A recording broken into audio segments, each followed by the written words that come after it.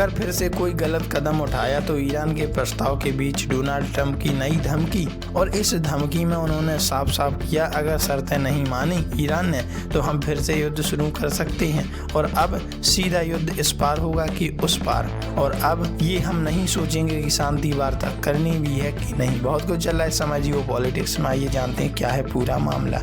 अगर फिर से कोई गलत कदम उठाया तो ईरान के प्रस्ताव के बीच डोनाल्ड ट्रंप की नई धमकी। मिडिल ईस्ट में जारी युद्ध के बीच अमेरिकी राष्ट्रपति डोनाल्ड ट्रंप ने ईरान को चेतावनी दी है। उन्होंने कहा है कि अगर वे गलत कदम उठाएंगे तो फिर से सैन्य कार्रवाई किया जा सकता है। अमेरिका के राष्ट्रपति डोनाल्ड ट्रंप ने एक बार फिर ईरान को लेकर सख्त रुख दिखाया है। उन्होंने साफ कहा है कि अगर ईरान ने कोई गलत कदम उठाया तो अमेरिका फिर से सैन्य कार्रवाई शुरू कर सकता है। हालांकि इसके साथ ही ट्रंप ने यह भी बताया कि वह ईरान की तरफ से आए एक नए प्रस्ताव पर विचार कर रहे हैं, जिसका मकसद फिलहाल रुके हुए संघर्ष को खत्म करना है।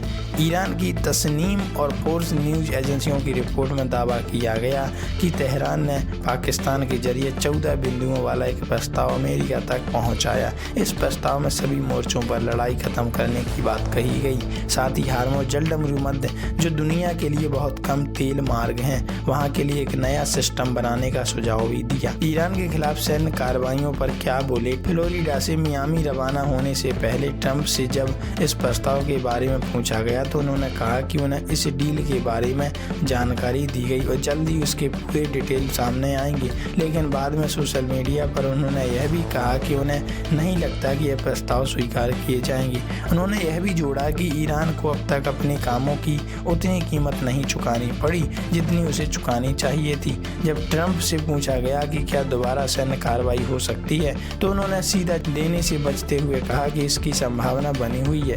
उनका कहना था कि अगर ईरान ने कोई गलत हरकत की तो हालात बदल सकते हैं। कुछ रिपोर्ट में यह भी कहा गया कि इस प्रस्ताव में स्ट्रेट ऑफ हार्मुज़ को फिर से खोलने, अमेरिकी नौसेना की नाकेबंदी हटाने और ईरान व लेबनान से जुड़े संघर्ष को खत्म करने के लिए 1 महीने की समय सीमा तय करने की बात शामिल है।